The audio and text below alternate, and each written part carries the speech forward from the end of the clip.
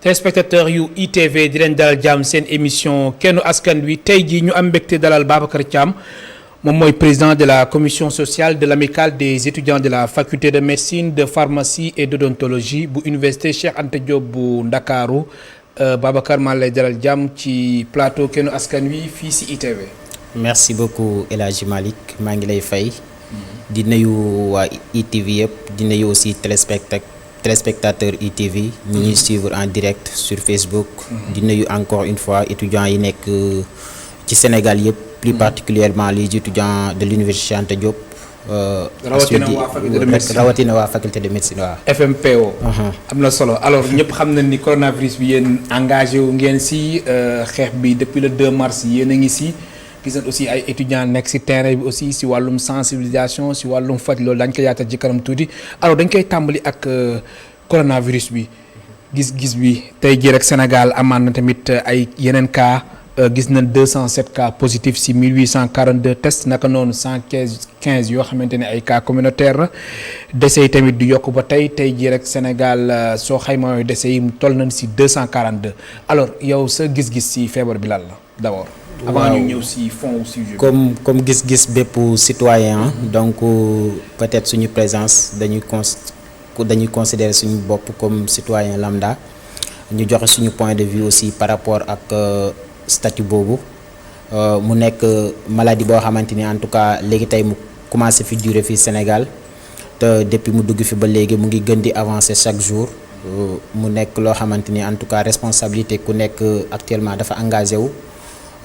di ñaax encore nit ñi parce que aussi loolu moom moo fi des sensibilisation moom moo fi des ku ci nekk aussi jéem a xool nan ngay def ba respecter mesures barrières yi pour que mbas mi ñu mën ko fi jëlee nu mu gën a gaawee. am na solo alors waa faculté de médecine de pharmacie et d'odontologie bu université Cheikh Anta Diop bu Ndakaaru depuis le 2 mars ci xayma soo doon def bilan bi fu ñu toll nii yan jéego ngeen jotagum def. waaw d'abord ci wàllum sensibilisation. comme ni nga ko xamee. je pense que président de la République jour bu mu jël décision pour fermer université yi ñun en tant que représentant d'étudiants bokk nañ ci ñi njëkk a woo autorités yi parce que aussi dañuy considérer suñu bopp parce que am na ay événements yoo xamante ni bu ñëwee ku ci nekk da nga war a xool ne yow en tout cas ñi war a nekk ci kanam pour xeex mbas mi ci nga war a bokk. ci la ñu jëloon suñu téléphone ñu contacter autorités yi wax leen que ñun nous sommes entièrement disponibles pour accompagner leen ci sensibilisation ak prise en charge peut-être pour étudiants yi nga xamante ni ñoom ñoo nekk ci année supérieure yi donc ci la ñu ministre bi en personne rencontré.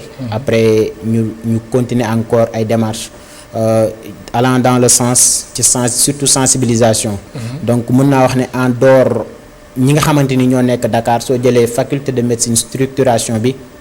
dafa bëri ay association mën naa wax ne région boo dem bu nekk am na assistance médicale mën nga jël Kaolack assistance médicale Diourbel assistance médicale Touba assistance médicale Baye assistance médicale donc assistance médicale yi bëri nañu donc assistance médicale yoolu bi fépp fu ñu nekk rek ci seen région ñu ngi def ay journée de sensibilisation journée de don de masque gel extra donc loolu mu nekk ay structures yoo xamante ni amicale faculté de médecine moom mooy structure mère bi. ñoom ñëpp foofu la ñu rattaché wu parce que ñu ci bëri ay étudiants faculté de médecine lañu. alors am na solo léegi ci wàllum tamit sensibilisation su weesoo loolu gis nañ aussi ci terrain bi yéen da ngeen di engagé wu xam naa ne aussi yow la soxal tamit bokk na ci reprise cours yi loolu daañu ci ñëw ci kanam tuuti. alors étudiants faculté de médecine de pharmacie et d'odontologie. ci seen taxawaay ci feebar bi coronavirus. lan la ndax ñëpp xam nañ ni étudiant faculté de médecine am na foo xam ne su fa tolloo dafay boole ñaari théorie ak pratique suba si des fois mu ngeen nekk si hôpitaux yi. ngoon si ngeen nekk ci cours yi alors mbir yi ba mu tàmbalee nan la demee ak tamit ndax étudiant faculté de médecine yi Dakar rek nañ jam wala dañ leen tas aussi si centre de traitement yi ak hôpitaux yi nekk si région yi. waaw ñu ci bëri ñu ngi woon Dakar. mais aussi ci région yi parce que bi ñu fermé université yi ñu ci bëri dañoo ñibbi ci seen gox yi nga xamante ni foofu la ñu dëkk. te bi ñu demee ci seen gox yi fekk nañu foofu ay hôpitaux donc dañoo dem rattaché auprès des hôpitaux pour liggéey ak ñoom pour prêter leen main forte c'est au niveau national te nekkul seulement les étudiants de l'UCAD. Même les autres universités du Sénégal yi nga xamante ni am nañ ay faculté wala ay instituts yoo xamante ni ñu ngi fay jàng wàllu médecine. Donc bépp étudiant bu fa nekk mbas mi bi nga commencé toogoo di xaar da nga dem en dehors de mbas mi sax dañ doon dem hôpital même école su tëjee pendant les vacances étudiants faculté de médecine dañuy nekk sur le terrain di jàng parce que comme ni nga ko waxee faculté de médecine pratique bi moom moo ëpp. Donc loolu étudiants yi nga xamante ni ñoo nekk ci faculté de médecine la parce que faculté de médecine su ñu ko waxee 3 départements la. Médecine pharmacie ak odonto. te boo jëlee étudiants yi nga xamante ni ñoom ñoo nekk pharmacie pratiquement gel yi nga xamante ni gars yi ñu ngi koy. gel hydroalcoolique yi nga xamante ni gars yi ñu ngi koy utiliser ci hôpitaux yi mën naa wax li ci bëri ñoom ñoo ko defaroon. muy promotion sortante bu pharmacie ak association des étudiants en pharmacie du Sénégal. te loolu suñu prof yi ñoo ñu ko jàngal mu nekk xam-xam bu nga xamante ni dañ koy génnee pour en tout cas dimbale nit ñi par rapport ak mbas mi. ñu produire woon quantité gel hydroalcoolique yu bëri yoo xamante ni après dañ ko jox nañ ministère de la santé jox nañ COUS jox nañ structure yu bëri même l'association des professeurs en immuno aussi. suñu fin promo muy promotion sortante de pharmacie promotion Souleymane Mboup. ñoom ñoo defaroon gel yoolu après jox leen ko. alors gis nañu aussi waa étudiants yu nekk ESP école supérieure polytechnique foofu aussi dafa nañ fa robot yéen kon yéen si gel ak si lan ngeen doon yëngu. yéen waa faculté de médecine. waaw parce que ku ci nekk aussi ak sa domaine. oui mën naa wax mbas mi nekkul seulement étudiant faculté de médecine. oui parce que étudiant Sénégal yëpp la parce que yaa ngi gis mouvement yi yoo xamante ni ay étudiants ñoom ñoo ci nekk ñu ngi un peu partout au Sénégal di kii nii mais faculté de médecine ñu ngi sur le terrain am na étudiants yi nekk pharmacie aussi ñu ngi defar ay gel hydroalcoolique di ko distribuer gratuitement aux autorités sanitaires. mais loolu ñu ngi koy def ba léegi wala. non xam nga aussi parfois on fait avec nos moyens. Par exemple ñun bu ñuy def ñun ñooy génnee suñu xaalis boo jëlee fin promo gel yi ñu def don yëpp ñun ñoo génnee suñu xaalis après ñu defar gel ñu joxe ko. amul benn subvention xaaruñu benn. amul subvention yéen daal yéen a jël seen ñun ñoo jël suñu initiative après cotiser ci fin promo bi étudiant bu nekk parce que fin promo d'habitude dañuy def ay cotisation étudiant bu nekk cotiser ñu xool lan lañ siy jël pour defar gel. jox def suñu partition par rapport ak mbas mi. alors njiitu réew mi président Macky Sall waxoon na joxe woon na ay instructions ministre de l'enseignement supérieur su ko defee ak ñëpp ñi nga xamante ni ay parties prenantes yi ñu jël seen ay matukaay yu am solo ba benn fan si weeru septembre cours yi mën a tàmbaliwaat ci université yi alors faculté de médecine de pharmacie et d'odontologie. foofu mbir bi na la fa tëddee jàpp ngeen ni yéen lépp yem na ngir benn fan si weeru septembre cours yi mën a tàmbaliwaat.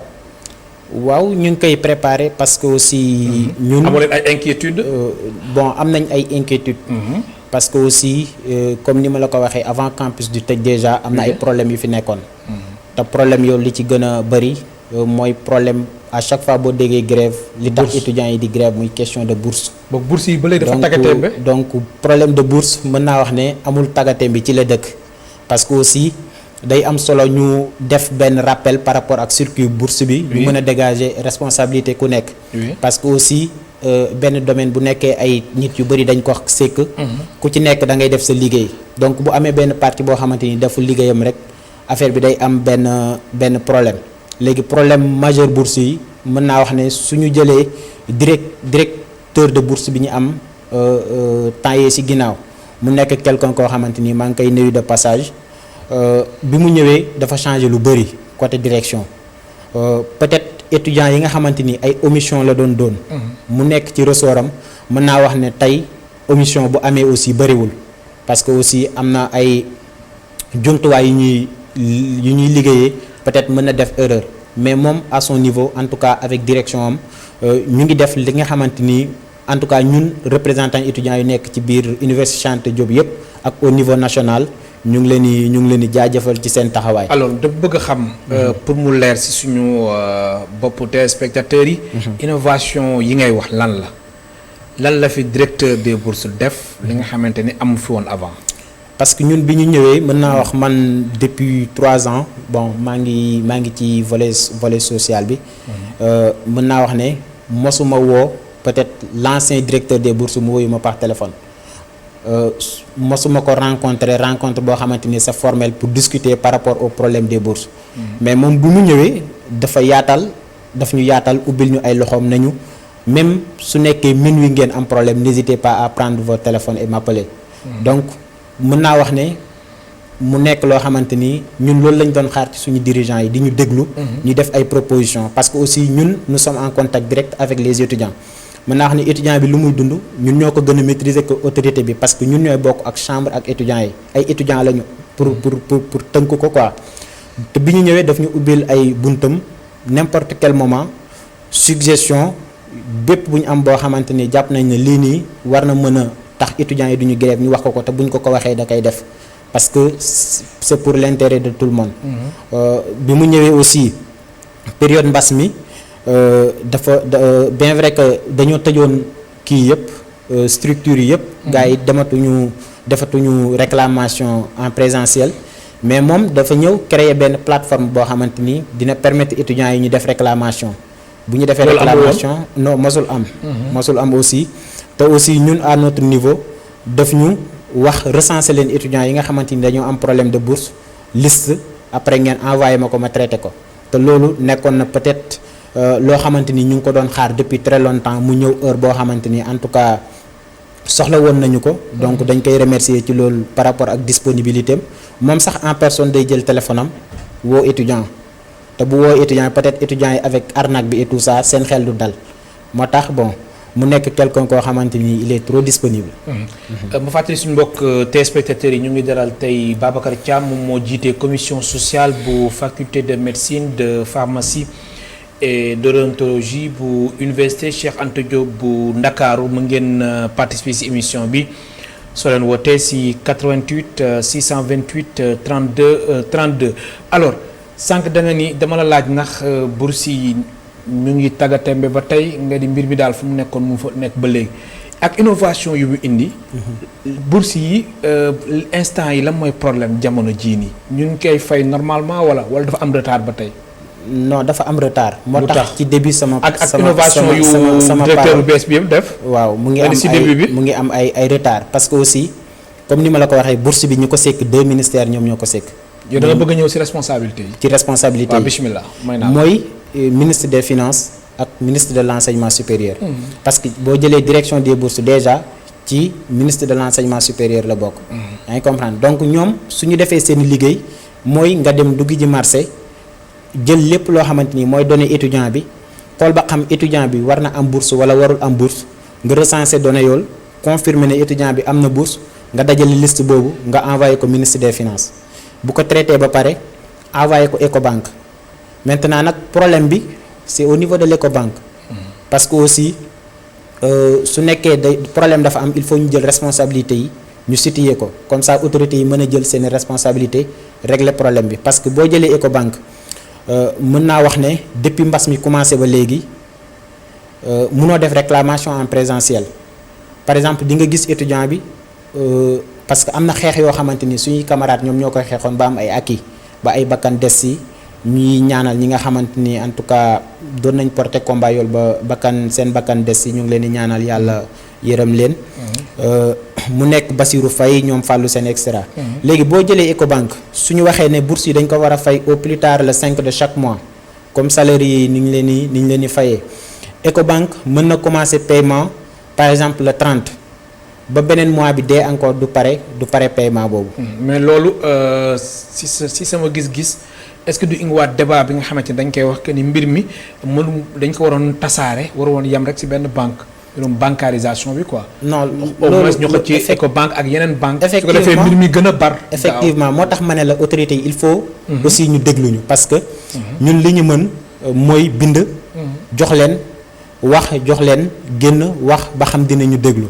parce que aussi ñun ay porteurs de voix lañu ay force de proposition lañu par exemple suñu gisee ne lii nii moom mooy doxal affaire bi ci kanam. dinañu def ay propositions.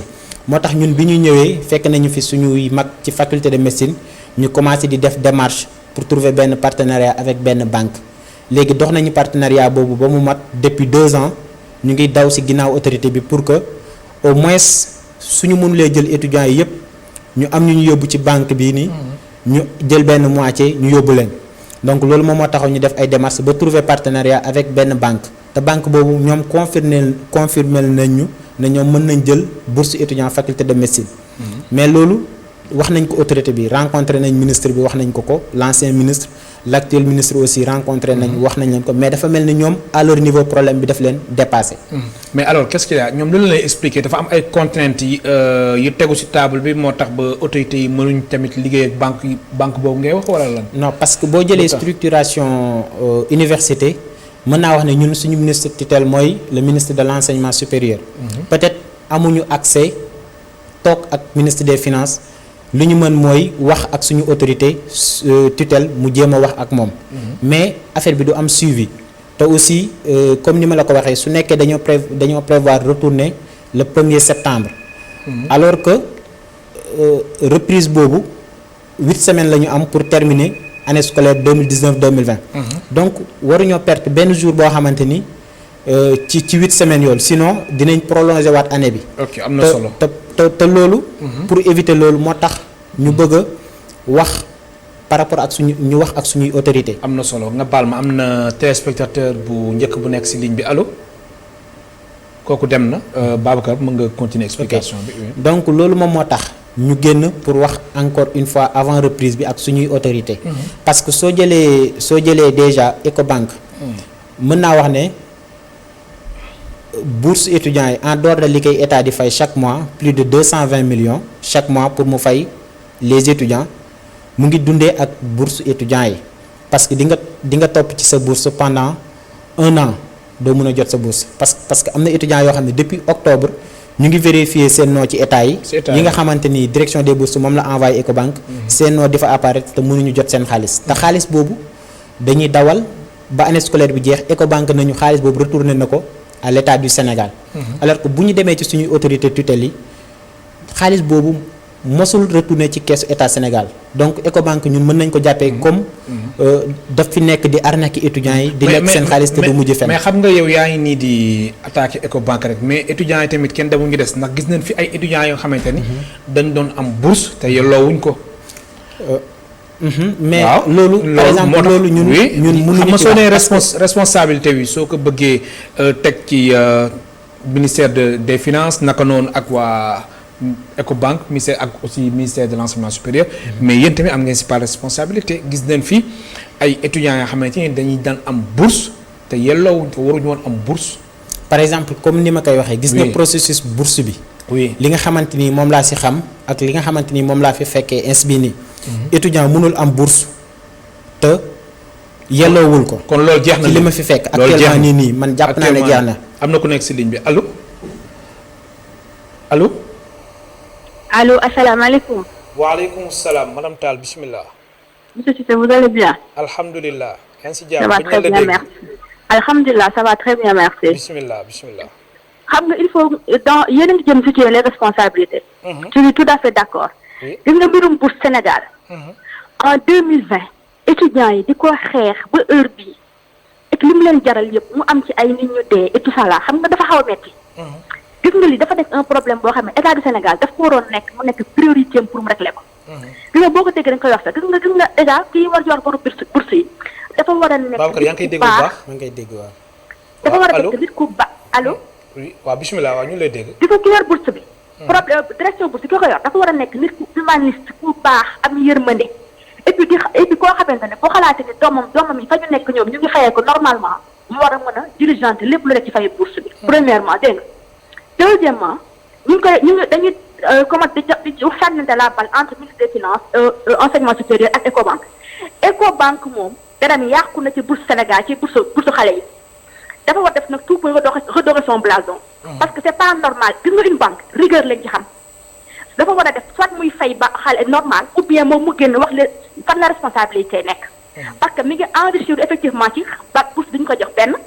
gis nga état rigueur la aussi su fekkente ne gis nga ne Ecobank boobu ba tey ça traîne mais ne automatiquement nañ ko changer année prochaine wala année yi dañu nañ mu keneen koo xamante ne moo koy remplacer su ko defee kooku day amaat day nekk nit sinon ñu jox ko keneen parce que dañ ko di changer war nañ ko jox sa kenn normalement nii rek. mais loolu dañ ko distribuer entre trois banques. normalement. voilà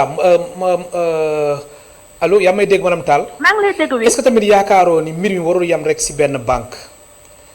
moom laa wax. oui. xam nga dama ne normalement. xam nga bu ñu ko joxoon dañ ko jox boo patee Ecobank moom dafa montré ay limitam. c'est une très mauvaise publicité bu muy defal boppam actuellement parce que ñëpp xam nañu que bourse étudiant ci moom la amee problème actuellement bi ñu ko confié ba tey rassuré wul. donc dañ ko war a jox ñetti banque au minimum pour ñu mu nekk concurrence foo mu dafa baax ci lépp. concurrence lañ ko war def ma nga xamante ne ku ci normal doon ñu jël jox keneen rek mais nag bu leen fàtte ne aussi y a un problème. est-ce que état du Sénégal mi ngi fay normalement di ko virer parce que tam nit ki bu lay lebal pareen saay doo mën a di kaas de. banque bi fekkente ne c'est elle qui avance des fonds est-ce que loolu tam du problème su ko defee day def lu ko neex aussi y a tout ça qu'on doit prendre en compte. mais la nga man problème mu banque Sénégal daal di Ecobank bii daal naqari na ma ba fa naqari yam ci affaire ni ñuy taw étudiants yi di leen toroxal te ñoom seen salaire fonctionnaire bu ci ne bu avant xawma lan ñu virer sa compte c'est pas normal. nga may ma terminer deuxième point mooy la. gis nga affaire du Covid bi nii dañu def cible naan. nañ ko moytu pour ne pas contaminer les grands-parents et cetera mais maam yi les jeunes gisatuñu leen ndax taluñu leen nekkuñu ak ñoom ci biir kër yi amuñu ak ñoom contact parce que daal ñu ngi ci internet bi wala ñu ngi ci biir mbedd bi xam nga ñan ñooy les concernés. dañ leen naan seen papa ak seen yaay yéen ngi mettre seen vie en danger ñu conscient. et puis ñoom ñëpp papa ak yaay yi ci kër yi 2 maisons yoo dugg ñetti maisons yoo dugg 2 yi am na ko fa am maladie chronique am nga fa asthme wala am nga fa hypertendu wala am nga fa ko diabétique ñooñu ñooy les dangers. ñooñu la ñu war a cibler ni leen seen papa ak seen yaay ñoo ngeen mettre en danger mais boo nee maam attendez les jeunes de ce monde actuel là faalewu ñu ay maam duñu conscient voilà merci beaucoup. merci beaucoup madame Tall. merci beaucoup sa réaction par rapport ak intervention bu madame Tall. noo gisee réaction voilà ñu ngi koy remercier déjà par rapport ak réaction am. donc comme ni ma ko waxee concurrence dafa baax si lu nekk. moo tax ñun aussi comme ni ma la koy expliquer ñu discuter woon ak benn banque ba trouver partenariat ak moom. am na suñu beneen téléspectateur bu nekk si ligne bi allo allo allo kooku dem na ñu xaaraat tamit suñu beneen téléspectateur bu nekk si 88 628 32 32 alors sànq nee nga dañ war a situer responsabilité bi léegi yow ba ngeen demee wax autorité yi si seen gis-gis par rapport ak beneen banque ba nga xamante ni jot ngeen waxtaan ak ñoom lan lañ leen tontu.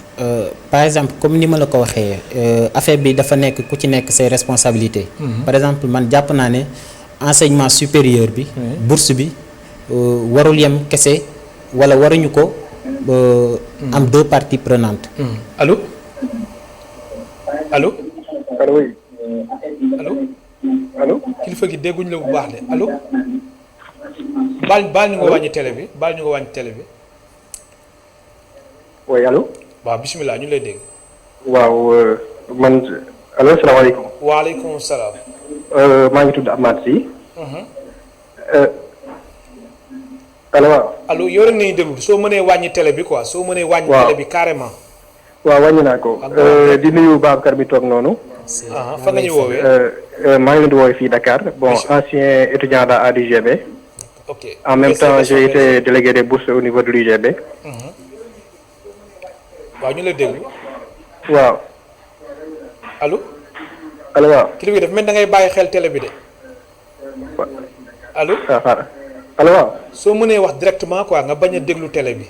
waaw d'accord. ok bon ci wàllum bourse bi li ngeen di wax ni rek laa bëggoon intervenir tuuti. parce que dafa nekk question bi nga xamante ni dafa yàgg. te booy seet depuis presque 5 ans ngi nii à chaque fois ce sont les mêmes problèmes qui reviennent. allo. allo. waaw. yow rek nañu déglu de yow rek nañu. waaw man question que problème bourse yi déjà il faut ngeen xam benn affaire parce que affaire yi nekkul question direction des bourses lay cagee. parce que bu direction des bourses moom lu mu mën a def mooy maanaam concevoir ay état su paree après mu jëbbal état bi au niveau du ministère des finances. parce que ñoom ñoo war a acheminer xaalis bi mais le problème a nekk mooy Ecobank mooy pas concevoir Ecobank yow nga war a def réclamation. nga dem si Ecobank bi nga xamante ne moom moo nekk en face UCAD boobu kese moom moo war a mën a jël réclamation étudiants yi nekk ci biir Dakar yëpp loolu de manque de respect au niveau de kii envers les étudiants la loolu lu ñu war a xoolaat la en plus de ça parce que mënuma concevoir benn banque kese nekk fii nii war a fay étudiants yi di dem di signer ay convention ak d'autres prestataires te ko prestataire moom amu si benn vision donc étudiants yi à chaque fois dañu leen arnaque seen bourse si loolu noonu te amuñu fu ñu koy jooytoo kenn xamul maanaam kan la war a waxal ministère de l'enseignement supérieur boo fa demee pour waxtaan ak ñoom lan lañ lay wax ñun nous avons signé c'est pas nous qui avons signé la convention mais c'est le ministre de l'économie et des finances moom moo signé convention boobu noonu je crois que loolu noonu gars yi war nañu toog autour d'une table jéem a trouver une solution par rapport à cela parce que loolu noonu mu ngi bëgg a yàgg te ay jéey rek la ñuy jural. jërëjëf. man de lu ma jaaxal Babacar mooy yéen étudiants yi seen kaas yëpp bourse rek la. bon nekkul bourse kese bourse rek la de. non doo leen kaas wax li ñuy kaas parce que wala kii mais bourse rek la parce que bu ñu waxee amphi bu ñuy kaas amphi au moins dinañ gis autorité boo xamante ni suñu toogee suñu waxee ak moom dinañu déglu. mais bourse bi comme ni ma la ko waxee bu nekkoon ministre de l'enseignement supérieur kese la aussi si la bokk de. mais bourse boobu moom mooy favoriser conditions études yi. par exemple boo amulee bourse imaginez nga nekk faculté de médecine amoo bourse. alors que chaque mois li ngay jënd ci cours rek minimum dina dem ci 10 000 wala plus bokkul ak sa restauration bokkul ak peut-être say besoins yoo xamante ni. ay besoins personnels quoi ay besoins personnels. donc bourse boobu même le président de la république Macky Sall soo ko jëlee bi muy jàng bourse boobu permettre na ko tey bu demee ba nekk président bourse boobu bokk na ci ak autorités yoo xamante ni ñu ngi ci dëkk bi. nekk ci biir gouvernement bi ci bourse boobu moo tax tey ñu nekk li ñu doon. moo tax ñuy lancer waat appel encore une fois parce que question bi c'est tellement sérieuse dañ ko war a jël ñu traiter ko dans les plus brefs délais sinon bu ñu retourner mën na indi ay perturbations au niveau de l'université te bu indee perturbation aussi 8 semaines yi ñu am pour terminer suñu cours. Allô. kooku dem na waaw 8 semaines yi ngeen 8 semaines yi ñu am. 8 semaines moo leen dese 8 semaines moo ñu dese pour ñu tane. ñaari weer pour ñu terminer année scolaire 2019 2020 bi. donc 8 semaines yoolu ñun lépp lu ñu mën en tant que représentant d'étudiants ba du am benn perturbation dinañu ko def raison pour laquelle ñu bëgg a wax état du Sénégal mu jóg ci question de bourse bi. ñu toog sur la table ñu régler ko une bonne fois pour toutes. kon su ma la comprendre bu baax a baax Babacar Thiam da ngay ragal. ndongo yi suñ dellu si waatee université am si ñoom ñi nga xamante ni jotuñu seen bourse mën nañ yëngal. effectivement parce que. yëngal aussi même sax ni ngeen koy defee war ngeen ko xoolaat de. non xam nga lu tax ñëw di sànni xeer rek. non lu tax mënuñu ko xoolaat. parce que war xoolaat kay mais loolu xam nga lu tax parce que yëngu-yëngu moom mooy dernier recours étudiant soo gisee étudiants yi ñu wàcc ci avenue Cheikh Anta Diop. xamal ne woote nañu autorités yi li ñu mën bind nañu mais amul solution soo wàccee ci avenue Cheikh Anta Diop pendant 30 minutes su nekk retard de paiement la pendant 30 minutes. après ñoom ñu état du Sénégal commencé di fay bourse. peut-être loolu ñun jàngat. jàngat bi ci mën a xamante ni moom vraiment. non loolu moom moo am. te su nekkee question de bourse yi réglé wuñu ko retour sax mën na bañ a am. parce que déjà bien sûr parce que am na ay étudiants yoo xamante ni université dafa yaatu nekkul faculté de médecine kese. am na FASEC am na faculté des droits am na faculté des sciences te temps yee ci ginnaaw étudiants yi nga xamante ni ñoom ñoo nekk faculté des droits ak faculté des sciences ak FASEC ak faculté des lettres ñu wàcc étudiants yi nekk master ñu war leen fay seen accompagnement te ba léegi jotuñu accompagnement yi subvention yi quoi non accompagnement yi li ko war déjà yow ñu lekk tuuti parce que ñu mën xam lan moo war accompagnement parce que boo jëlee cycle master bi ñu ngi master 2 ça veut dire ren la ñu war pare seen jàng mais boo jëlee cycle master bi 2 ans la muy master 1 ak master 2 léegi étudiant bu nekkee master 1 ak master 2 2 ans la war a def peut-être fi ñëw wala ay du ñu respecté seen liggéey ba 4 ans lañ koy mujj def te 4 ans yooyu bu ñu ko koy def chaque année dañuy inscrire nga war a def 2 inscriptions nga dem ba def 4 inscriptions léegi nag te boo defee 4 inscriptions dañ lay direction des bourses lay considérer comme un étudiant boo xam ne dafa reprendre 2 fois dans un cycle parce que sur les textes étudiant bu reprendre 2 fois ci cycle day perte bourse bi donc bourse boobu dañ koy dagg li tax ngay dagg nekkul resooru étudiant bi dafa ñëw jàngi si prof bi ko war a jàng du ñëw wala ñu encadré bi ko war a encadré aussi du ñëw léegi mu retard pendant 2 ans ñu war fa seen accompagnement cette année ci ministre bi mu ne du fay accompagnement yoolu parce que jamono ji tamit même rappel aussi amagul non rappel non loolu bokkul ak rappel yi xam nga rappel yi étudiants yi ayant droit yi ñi nga xamante ni seen cycle normal tout ça la ñuy fay. loolu laa bëgg wax ma ak cycle bi ren jii nu jaxasoo wee ni rappel amagul. non si rappel am na.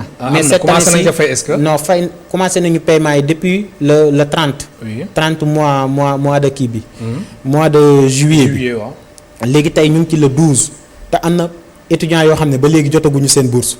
même mois de juin bi am na étudiants yoo xamante ni fayoon nañ leen te ba léegi jotuñu seen bourse wala dañuy toog ñu récupérer seen bourse ñu envoyé leen message ne leen seen bourse récupérer nañ ko te duñu xam ku ko récupérer mu nekk loo xamante ni même suñu recensé woon xaalis boobu ñu xool ñaata la ay milliards la te milliards yoolu après Ecobank danaan delloo na ko état du Sénégal te loolu amul. alors dañuy dellu soit si wàllum wér-gu-yaram le 1er septembre incha allah yow mi nga xamante ni faculté de médecine nga nekk. si sa gis-gis protocole sanitaire bi nan la war a tëddee ba étudiants yi suñ dellu si waatee université incha allah feebar bi du fa dugg. wala même sax su fay dugg du nekk lu doy waar. waaw mu nekk loo xamante ni en tout cas ñi ngi koy waajal comme niñ ko war a waajalee en tant que représentant d'étudiant. parce que aussi comme ni ma koy waxee campus bi ñu ko tëjee ba léegi représentant d'étudiants yu nekk biir université Cheikh Anta Diop yëpp kenn ñibbiwul fi nga dëkk da nga toog ñuy nekk di daje di xalaat di trouver ay solutions.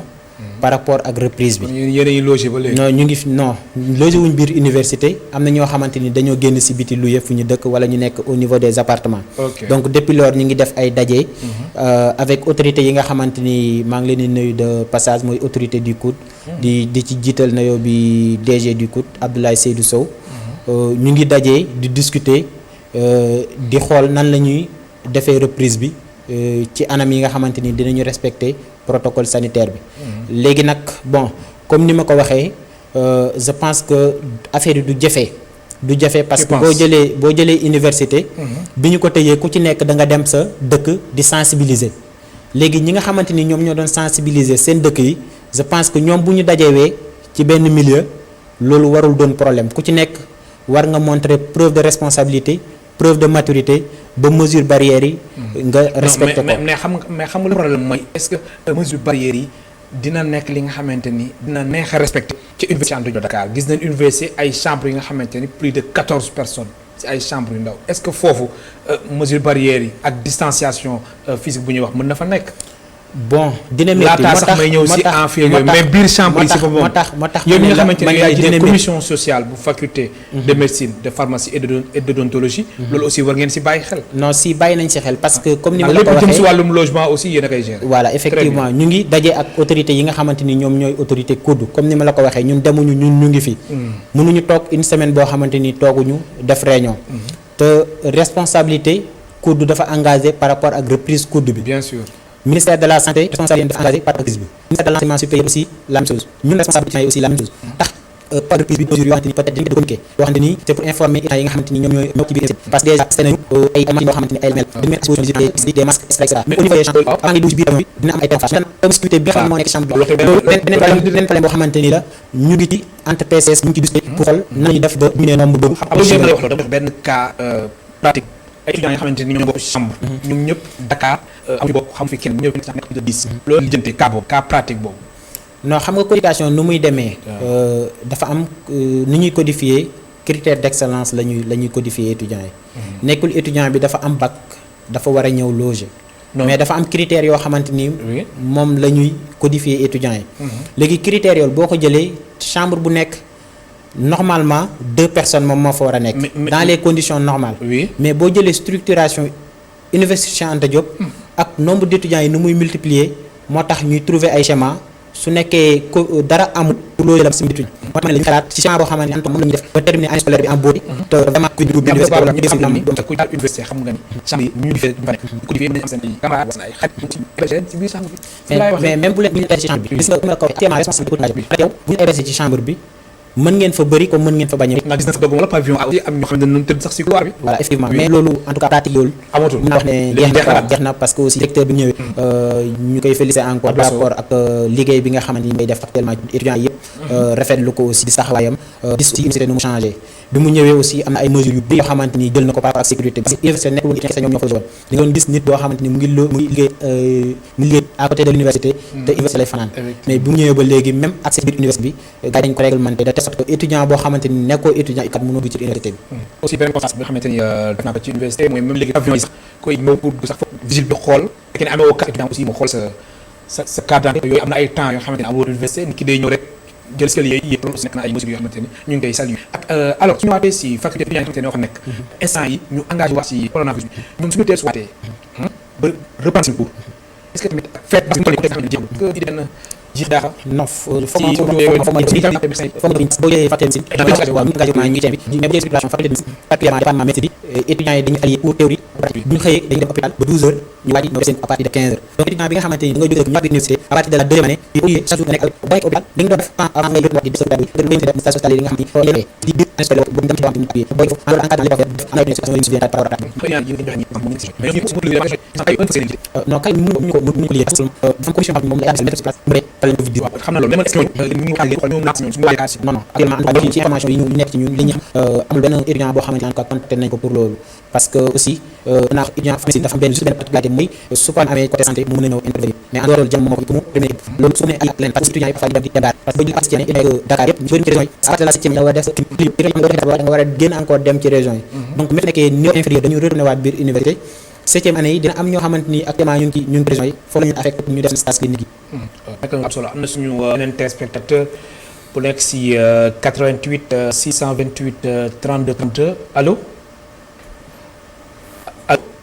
kooku mel na dem na donc le 1er septembre moom mën nañu am yaakaar ni cours yi dina tàmbaliwaat ci faculté de médecine. waaw non ci université sax la faculté de médecine. waaw parce que faculté de médecine nga xamante ni yow yaay président commission sociale déjà le 25 août bii nii.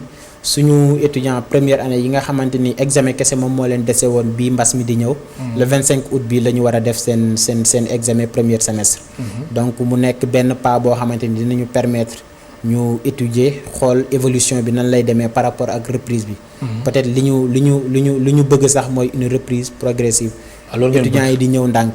donc dinañu permettre ñu maîtriser flux d'étudiants yi parce que aussi Université Anta Diop dafa bëri étudiants. oui ça donc ñëpp suñu bëggee ñëw le 1er septembre ça sera compliqué. moo tax ñu bëgg a def une reprise progressive di aussi demander autorités yi ñu accompagner reprise bi parce que aussi. en faisant quoi parce que fi ñu leen di xaaree le plus. mooy de ñu régler problème de bourse yi. ba étudiant bi bourse yi ñëwaat na même su nekkee ne reprendre nañu cours yi.